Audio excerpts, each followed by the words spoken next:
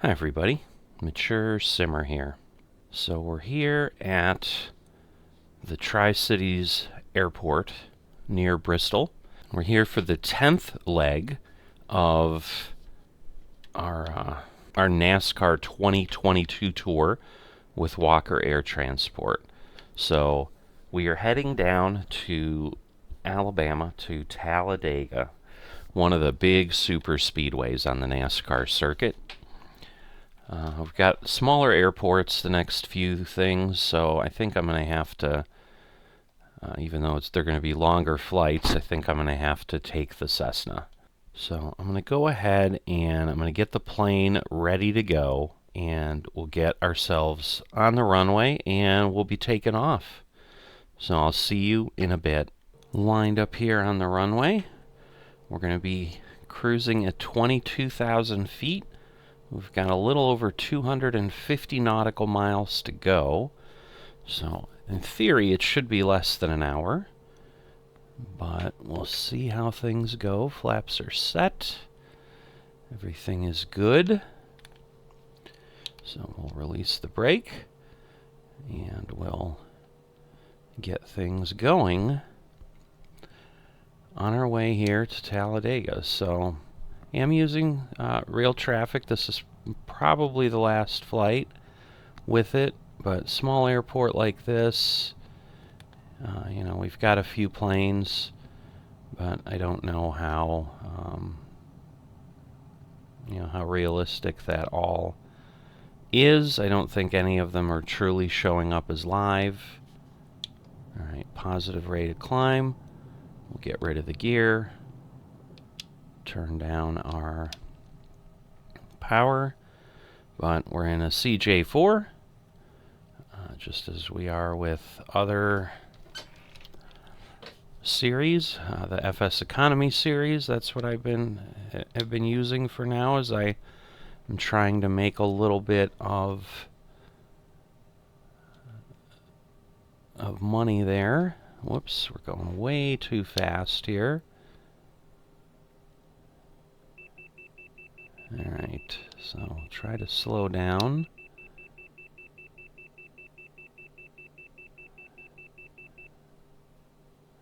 So trying to get closer to the track, because right now our LNAV is not autopilot.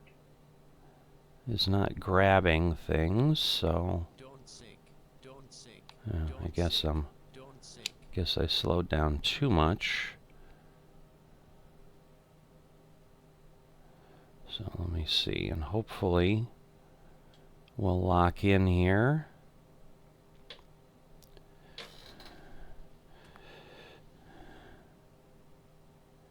Alright, try to climb a bit. I might have to do a direct to the location. So there's really no flight path or flight plan. It's just literally direct to the ILS approach at Talladega's airport, which is Kilo Alpha Sierra November. There we go. So let's see, that should then hopefully work, and then we can get this cranked up a bit, and then we'll get ourselves flying along. So we'll get the engine up a little bit, see if that will work. Alright, flaps have been pulled in a little while ago, but relatively uneventful type of movement here. So again, we were here for Bristol for the dirt race, so the results pretty exciting at the end. So dirt tracks, always a little bit of unique racing, pretty challenging, but there were two leaders that were out in front, and they had been fighting for position, as would be normal toward the end of the race. And so you had Chase Briscoe in second place, and in the final turn, he got underneath leader Tyler Riddick and basically both cars got turned sideways, and that allowed Kyle Busch, who was a distant third at that point, to get by and go ahead and win the race. So maybe a little bit of what you'd expect with dirt track. And so Busch had a few interesting statistics that happened.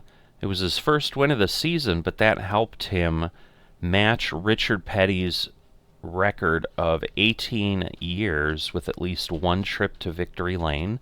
It was his 60th career victory, and he's 9th most all time. And with active drivers at that point in 2022, that also put him in the lead. And so Richard Childress was not real happy. His cars were taken out. So as a car owner, he used to be the owner for late great Dale Earnhardt. He probably would have had fun on a Bristol dirt track, but it was eventful in that regard for sure. The contrast is going to be pretty severe this week in that we're going from a dirt race on one of the shortest tracks in NASCAR, with Bristol being a half-mile oval, to one of the largest super speedways. I think it is the largest, actually, at 2.66 miles in Talladega. So definitely going to be a significant contrast. Talladega is the same track that's on the schedule this year in 2024. So this week and next week, where we're going to Dover, we are mimicking the schedules. The only difference is NASCAR's making this trip from Texas this year, as opposed to up here in northeastern Tennessee. So they'd be coming pretty much the opposite direction. We're heading southwest, and they'd be coming up, I believe, northeast. Maybe they'd be going a little more east. But either way, coming at Talladega Superspeedway from opposite directions. It has put some live traffic in, so I'm down to the last day of my license, my 24-day license. So part of, I guess, what I'd be looking at this point, just so hard to see anywhere out of a CJ4, especially when you're climbing. So, but we are getting close to altitude, so we might get there as we chat about this a little bit. But found it interesting.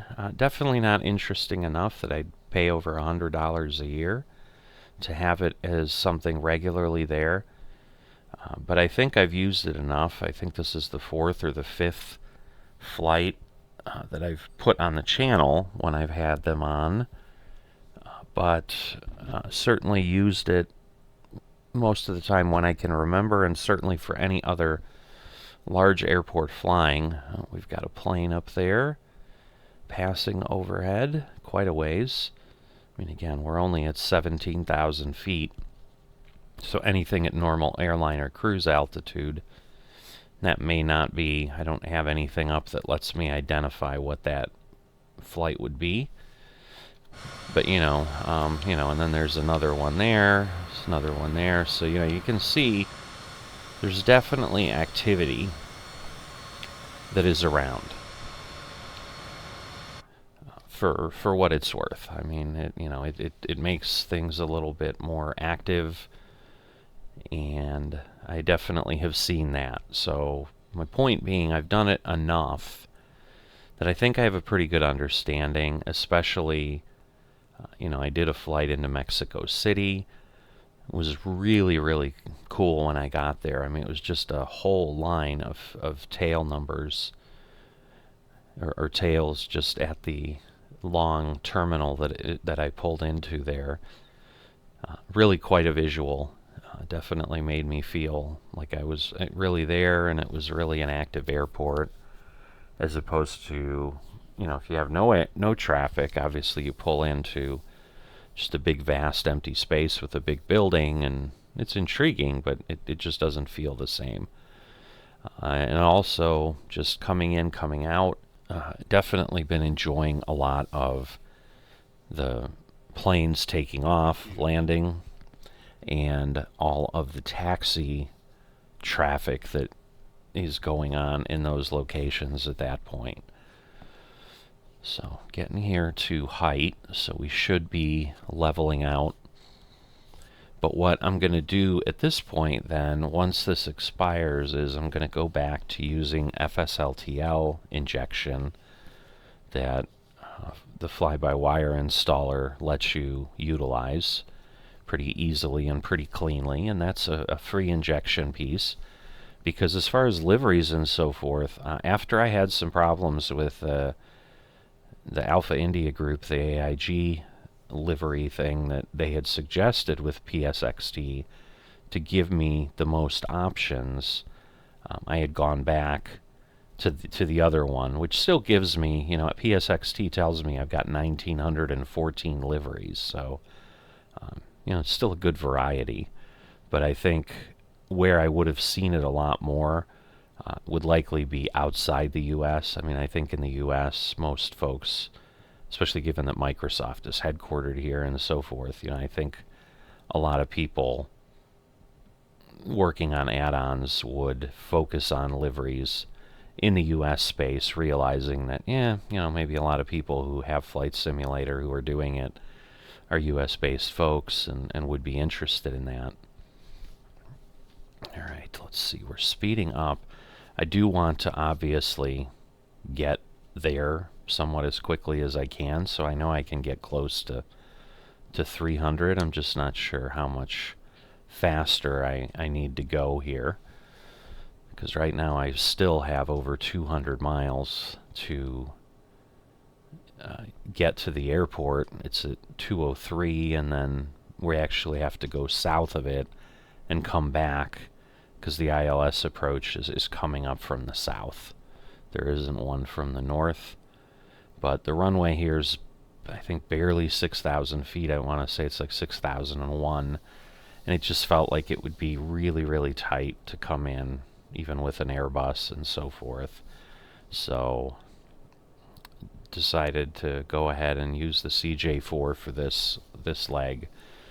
And then the problem is the one up to Dover too. Dover's not that large, but I may take a look at it, because if I can take off, I think Dover's got almost closer to 8,000 foot runway, which would be more than enough.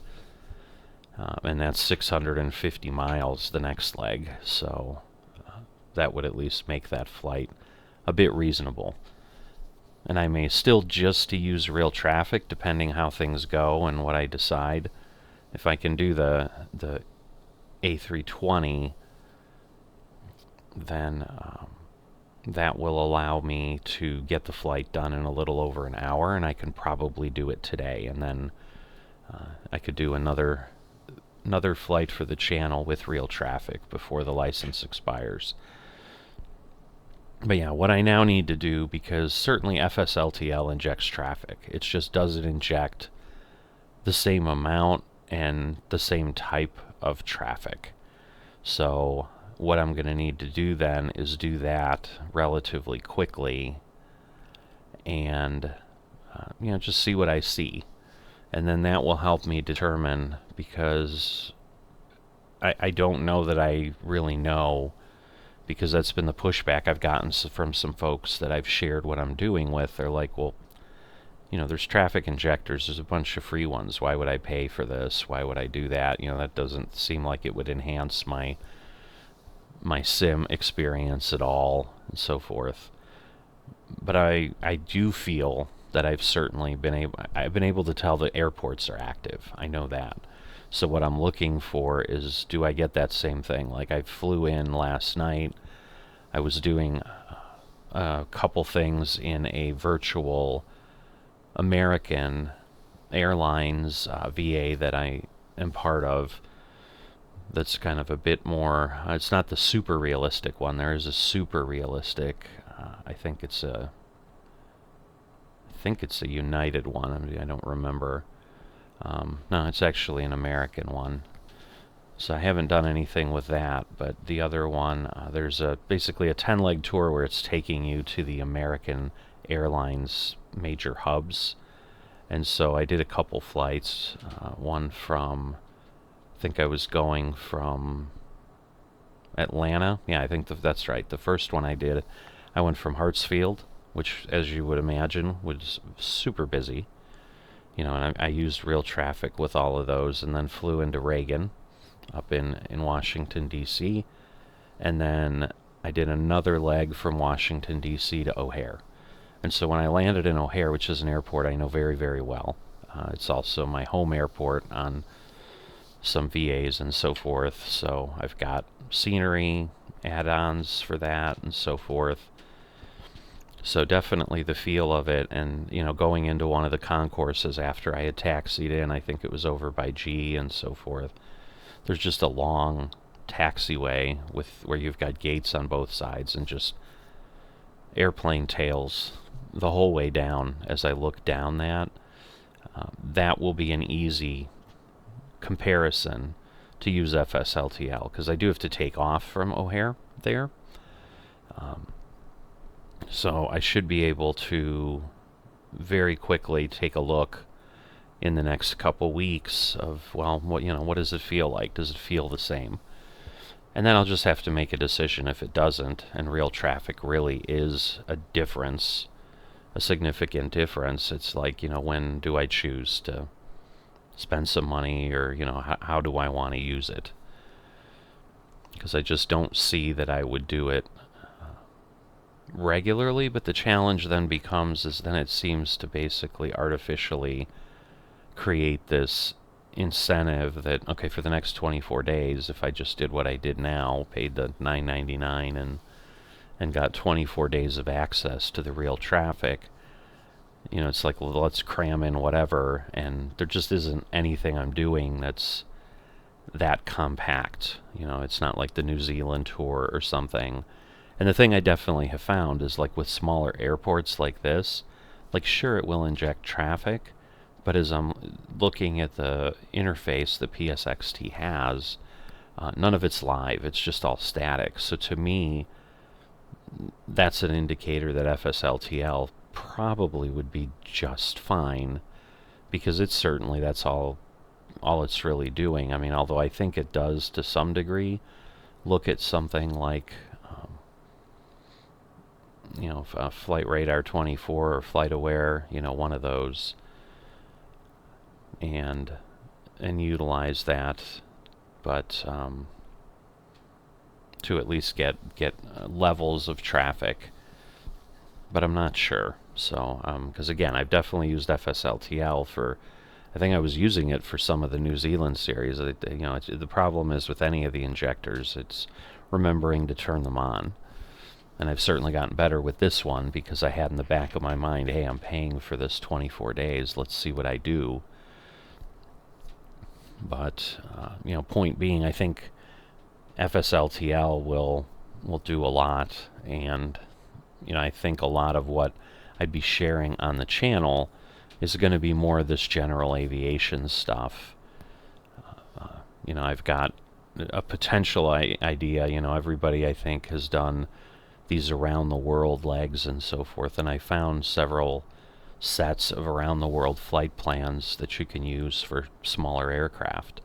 It's just those would take a long time. I mean, it'd be years, I'm sure, for me to even have any hope of getting through, because some of them, it's basically between like 150 and 300 legs, and even if somehow you got a couple done in a day or something, I'd never be at a pace where I'd be doing that and really nothing but that straight. So as you might imagine, even doing like 150 every other day, which I think is still unsustainable, it would take me nearly a year to get through that.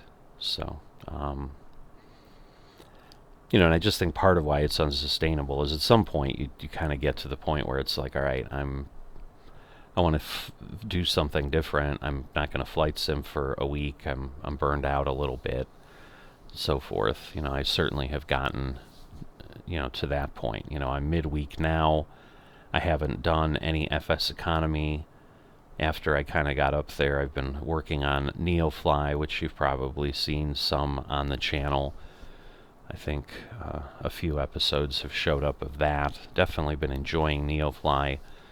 And yes, that's GA, but you know, that's not going around a world tour. That's doing something different. And then, you know, I've just got other things I want to do with the flight simming. So, anyway, I think I've held you on long enough here. I just realized I haven't set the barometer to standard here. So that should get things... Wait a minute, why is it blinking?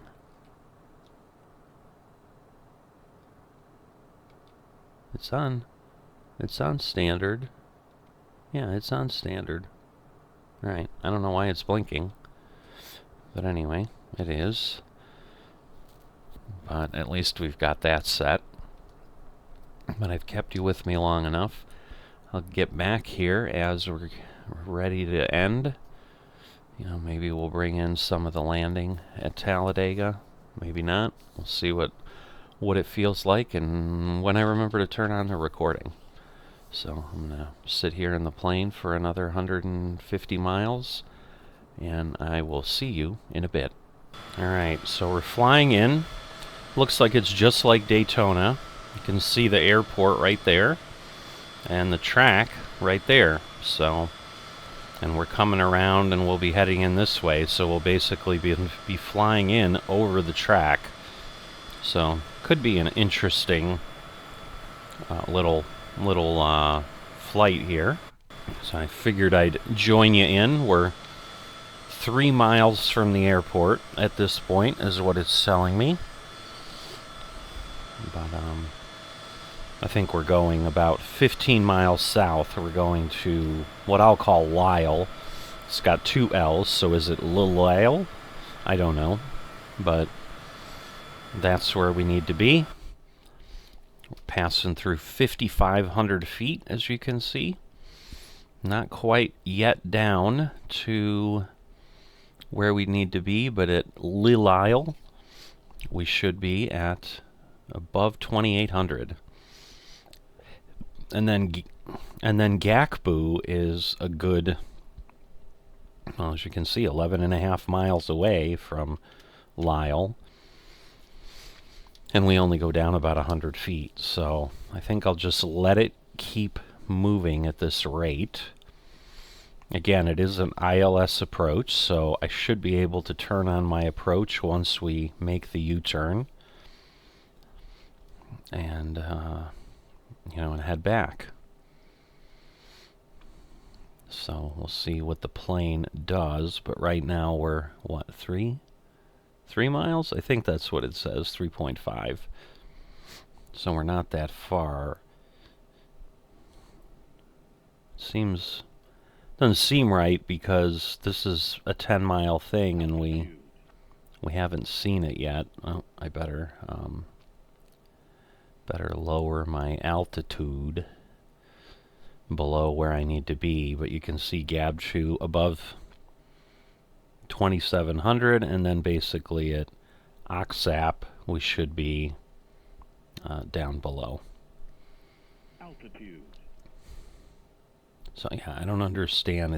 I've had this happen with the GPS thing a few times. You know, maybe because we're so tight. Yeah, I guess that's what it's going to do. It's going to turn and basically cut all that distance off, which is interesting because that makes things pretty challenging. So once I get at least halfway around, I'm gonna then look at the approach. But yeah, we're at 28. It's leveling out at VAlt. So it's going to slow down a little bit now because we're flattening out. But yeah, it's like that turn is so tight, it can't make it because we're barely a mile away. I mean, we're still almost 10 miles away from the airport, so we should be okay. I'm going to put down my wheels because we are below 2,000 feet. Normally you might do that a little closer to 5, but we're going to do it a little bit early. This is crazy. Alright, so I'm going to do the approach and see the localizer and the glide slope, but I'm thinking because we're not really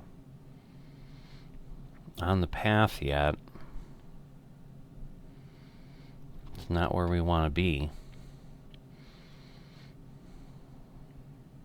Alright, well, now it's telling us it can't do the pitch or something.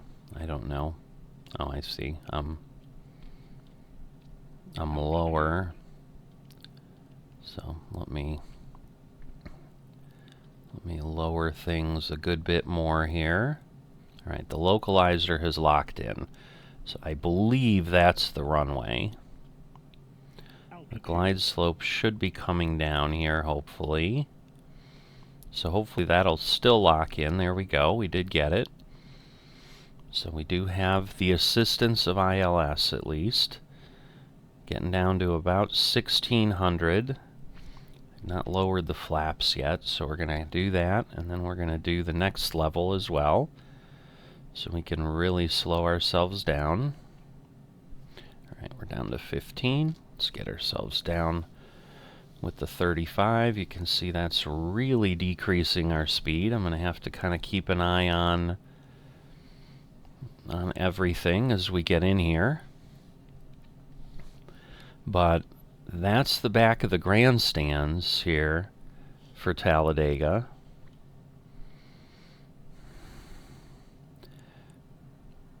So definitely going to be an interesting view, and the question is, again, when we head out, because Dover is definitely up northeast, that's in Delaware, you know, we may be heading away from the track, but some of that will depend on wind and all that. Alright, 800. And we're about 3 miles away.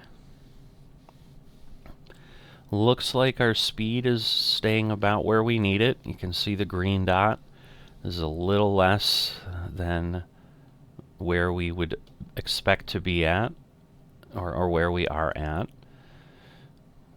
But yeah, this is pretty neat. This is a track I would love to get to. I'm a NASCAR fan, and I can only imagine the crazy speeds that go on there, so. But never flown in, never seen what it looked like, so it gives you a perspective of the landscape a bit, kind of flat. And alright, at about 300 is when I kind of tend to take over, so I'll probably do that just to get myself in. I think those are all parking lots, or those lines in the grass and so forth for people to park at. Autopilot. So we're already there, but let's see.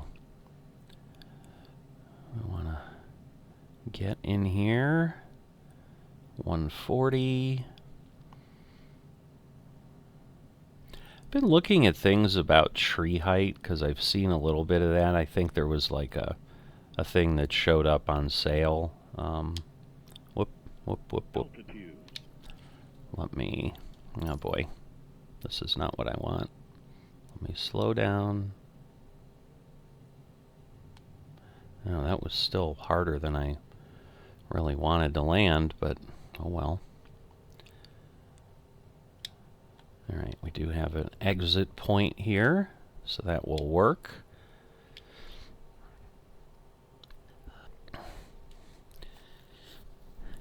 Gonna head straight in. But yeah, you can kind of, I think that's the berm of the racetrack over there. I don't know that we've got a lot more. I probably really shouldn't park here, because then I block everybody's entrance in over there. I really shouldn't park here either. Technically, there's someone sitting in that plane. I guess they're getting ready to go soon. But yeah, it's amazing how when you're down on the ground, like, you can't really see much. Alright, so that'll be good. Puts us there. Now, then we'll be ready to take off after the race when we're ready to get going to Dover. But yeah, once again, with real traffic, it's creating 2 static aircraft that are not live. There's no live traffic here. So that becomes somewhat the issue. Is I have found that unless I'm simply doing major hub, major airport travel, there's just not that much reported. So, you know, to spend money for traffic for something like that just doesn't seem like the best use of funds and so forth. So let's get ourselves stopped here. And this will get leg 10 done. I will be flying leg 11 and getting that in the can today so that I can do real traffic still and see what I see. I'm looking for the other aircraft before I sign off. I don't see it. So, but I mean, there's stuff over there. It's hard to tell, you know, where does the airport property really end. But yeah, this is not a big airport, which is kind of my point. I don't know that going ahead and taking off with an A320, I mean, it would make things easier. I think I'm going to try it because I'm pretty sure I can do it on a 6,000 foot runway. I think it can take off pretty quickly, but you know, we'll see what I do. But with all that, hopefully you've enjoyed this little journey on the leg here, the little bit we've shared. And if you've not dropped a like but have enjoyed it, please consider doing that. If you are not a subscriber yet, please consider that, and I will see you next time.